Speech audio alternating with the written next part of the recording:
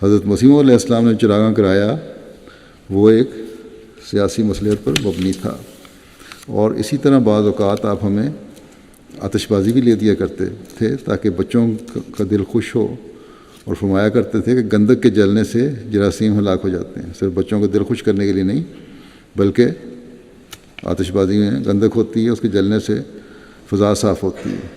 چنانچہ آپ نے کئی دفعہ ہمیں انار اور پھلجھڑیاں وغیرہ منگوا کر دیں۔ گویا ایک قسم کا ضیاء ہے، مگر اس میں وقتی فائدہ بھی ہے۔ گو ایسا نمایاں نہیں، مگر اس سے بچوں کا دل خوش ہو جاتا تھا، اور بچوں کے جذبات کو دبانے سے جو نقصان پہنچ سکتا ہے اس سے بچاؤ ہو جاتا تھا۔ مگر آپ نے ساری جماعت کو آتش بازی چلانے کا حکم نہیں دیا۔ آپ نے یہ نہیں کہا کہ جماعت کو کہ آتش بازیاں کیا کرو۔ اگر بچے کبھی کبھی کر لیں تو کوئی حرج نہیں، اور اس نیت سے بھی کیے جائے کہ فضا بھی صاف ہوگی تو دونوں چیزیں مل جاتی ہیں، بچے بھی خوش ہو جاتے ہیں اور فضا بھی صاف ہو جاتی ہے۔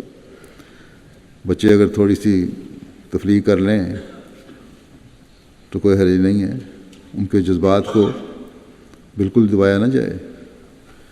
بچوں میں یہ احساس بھی رہے کہ ان کو ان کی جو کھیل کود کی عمر ہے اس میں اسلام ان کے جائز مطالبات کو رد نہیں کرتا۔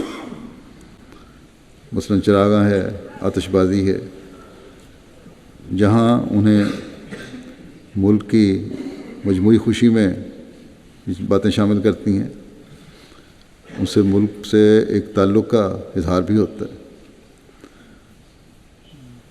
اور بچوں کی تفریح بھی ہو جاتی ہے۔ بس موقع ماحول کے لحاظ سے اور اعتدال میں رہتے ہوئے کوئی تفریح کرنے میں کوئی حرج نہیں، لیکن